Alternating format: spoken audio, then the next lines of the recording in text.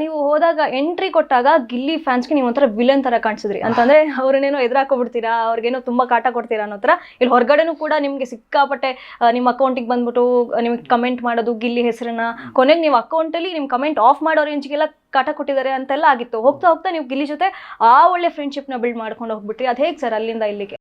Madam ಅದೇನಾಯಿತು ಅಂದರೆ, ಹೋಗಿದ್ದು first ವಾರ ನಮಗೆ ಅದೊಂದು ಟಾಸ್ಕ್ ಕೊಟ್ಟಿದ್ದು, ನೀವು ಸ್ವಲ್ಪ ಸ್ಟ್ರಿಕ್ಟಾಗಿ ಇರಬೇಕು, ಕ್ರೂರತನ ಮೆರಿಬೇಕು ಅನ್ನೋದೆಲ್ಲ ಇತ್ತು. ಬಟ್ ನಾನು ಅಷ್ಟು ಮಾಡೂ ಇಲ್ಲ.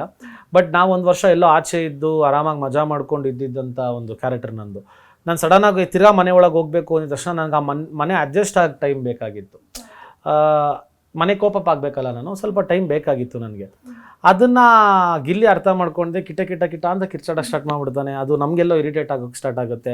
ಆವಾಗ ನಾನು ಬೈದಿದ್ದು ಉಂಟು, ಆಮೇಲೆ ಕರೆಸಿ ಅವನ್ನ ಕೂಡಿಸಿ ಬುದ್ಧಿ ಹೇಳಿದ್ದು ಉಂಟು, ಸ್ವಲ್ಪ ನಿಧಾನಕ್ಕೆ ಆಡೋ, ನಮಗೂ ಸ್ವಲ್ಪ ಅಡ್ಜಸ್ಟ್ ಆಗಿ ಟೈಮ್ ಕೊಡೋ ಅಂತ. ಹೂ ಅನ್ನೋನು ತಿರ್ಗಿ 5 ನಿಮಿಷಕ್ಕೆ ಅದೇ ಮಾಡೋನು.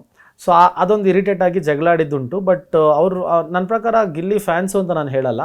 ಯಾಕಂದರೆ ಗಿಲ್ಲಿನ ಇಷ್ಟಪಡೋರು, ಗಿಲ್ಲಿ ಫ್ಯಾನ್ಸ್ ಆಗಿರೋರು ಯಾರಿಗೂ ಅವ್ರ ಆಪೋಸಿಟ್ ಕಂಟೆಸ್ಟೆಂಟ್ಸ್ಗೆ ಕೆಟ್ಟ ಮಾತಾಡೋದಾಗಲಿ ಮಾಡೋದಾಗಲಿ ಮಾಡಲ್ಲ. ಯಾವ ಕಿತ್ತೋದವು ಎಲ್ಲೋ ಕೂತ್ಕೊಂಡು ಅಸಹ್ಯಕ್ಕೆ ಮಾತಾಡ್ತವೆ ಅಂದರೆ ಅವ್ರಿಗೆ ಪಾಪ ಗಿಲ್ಲಿ ಫ್ಯಾನ್ಸ್ ಅಲ್ಲ. ಯಾಕಂದರೆ ಗಿಲ್ಲಿಗೆ ಕೆಟ್ಟ ಹೆಸರು ಬರೋದು ಇವ್ರುಗಳಿಂದ.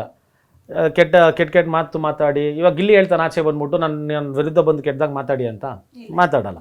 ಸೊ ಹಂಗಿದ್ದಾಗ ಇವ್ರುಗಳು ಮಾಡೋದಕ್ಕೆ ಅವನು ಕೆಟ್ಟ ಹೆಸರು ಬರುತ್ತೆ. ಸೊ ಆ ಥರ ಮಾಡದೇ ಇರಲಿ, ಆ ಥರ ಮಾಡೋರು ಬಂದು ಅವ್ನು ಫ್ಯಾನ್ಸ್ ಅಲ್ಲ ಅನಿಸುತ್ತೆ.